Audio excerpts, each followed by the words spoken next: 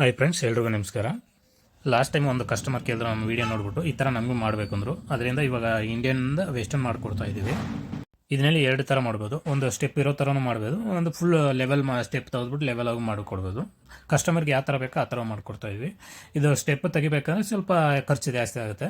Step ಇರೋ ಥರನೂ ಹಾಕ್ಬೋದು, ಏನು ತೊಂದರೆ ಇಲ್ಲ. ಏನಂದರೆ ಕಸ್ಟಮರ್ಗೆ ಯಾವ ಥರ ಬೇಕೋ ಆ ಥರ ಹಾಕ್ಕೊಡ್ತಾ ಇದ್ವಿ ನಾವು. ಏನೇ ಮಾಡಿದ್ರೂ ಒಳಗಡೆ ಪಿ ಡ್ರಾಪ್ ಇರುತ್ತೆ. ಇದು ಇಂಡಿಯನ್ ಟಾಯ್ಲೆಟ್ ಹಾಕಿದ್ರೆ ಕಂಪಲ್ಸರಿ ಪಿ ಡ್ರಾಪ್ ಇರುತ್ತೆ. ಕಂಪಲ್ಸರಿ ನಾವು ತೆಗಿಬೇಕಾಗತ್ತೆ ಅದನ್ನು. ಇಲ್ಲದ್ರೆ ಹೋದ್ರೆ ಏನಾಗುತ್ತೆ ಅಂದರೆ ಕಮೋಡು ವೆಸ್ಟರ್ನ್ ಹಾಕಿದ್ಮೇಲೆ ಪ್ಲಸ್ ಮಾಡುವಾಗ ನೀರು ಪ್ರಾಪರಾಗಿ ಹೋಗೋಲ್ಲ. ನಾವು ಎಲ್ಲೇ ಮಾಡಿದ್ರೂ ಅದು ಕಂಪಲ್ಸರಿ ಅದು ಪಿ ಡ್ರಾಪ್ ತೆಗೆದುಬಿಡ್ತೀವಿ. ಪಿ ಡ್ರಾಪ್ ತೆಗೆದ್ಬಿಟ್ಟು ನಾವು ಅಲ್ಲಿಂದ ಒಂದು ಎಲ್ಬೋ ಹಾಕ್ಕೊಂಡು ಮೇಲೆ ಪೈಪ್ ರೇಸ್ ಮಾಡಿಕೊಂಡು ಅದರಿಂದ ವೆಸ್ಟರ್ನ್ ಕಮೋಡ್ ಫಿಕ್ಸ್ ಮಾಡ್ತೀವಿ. ನಾವು ಮೇಯ್ನ್ ನೋಡಿದ್ರೆ ಪ್ಲಂಬಿಂಗ್, ಎಲೆಕ್ಟ್ರಿಕಲ್ ಮತ್ತು ಟೈಲ್ ವರ್ಕ್ 3 ಮಾಡ್ತಾಯಿದ್ವಿ. ಈ ಕಸ್ಟಮರ್ಗೆ ನೋಡಿದ್ರೆ ಟೈಲ್ ಹಾಕೋರು ಅವ್ರ ಕಡೆನೇ ಇದ್ದಾರೆ ಅಂದರು.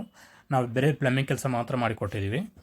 ನಿಮಗೆ ಈ ಥರ ಏನಾರು ಮಾಡಬೇಕಂದ್ರೆ ಕಾಲ್ ಮಾಡ್ಬೋದು. ನಾವು ನೋಡಿದ್ರೆ ಇಲ್ಲಿ ಸಿ ರಾಮನಗರ ಕಡೆನೇ ಇರೋದು. ಒಂದು 5-7 ಕಿಲೋಮೀಟರ್ ಸರೌಂಡಿಂಗ್ ಎಲ್ಲ ಕಡೆ ಮಾಡಿಕೊಡ್ತೀವಿ.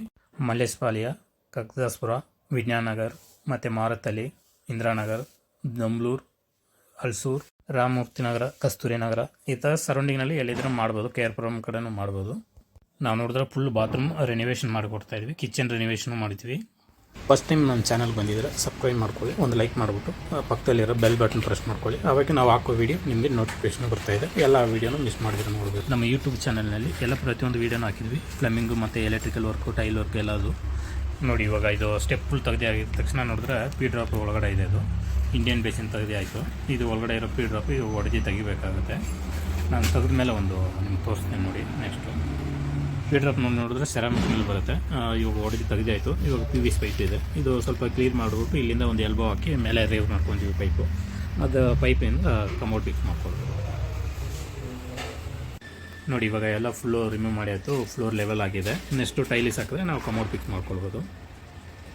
ಯಾರಿಗಾನ ಈ ಥರ ಬೇಕಂದರೆ ಅವ್ರಿಗೆ ಈ ವಿಡಿಯೋ ಶೇರ್ ಮಾಡಿ, ಅವ್ರಿಗೆ ಯೂಸ್ಫುಲ್ ಆಗಿರುತ್ತೆ ನೋಡಿ. ಟೈಲಿಸ್ ಹಾಕಿದ್ಮೇಲೆ ನಾವು ಕಮೋಡ್ ಫಿಕ್ಸ್ ಮಾಡಿದ್ವಿ. ಈ ಥರ ಇರುತ್ತೆ.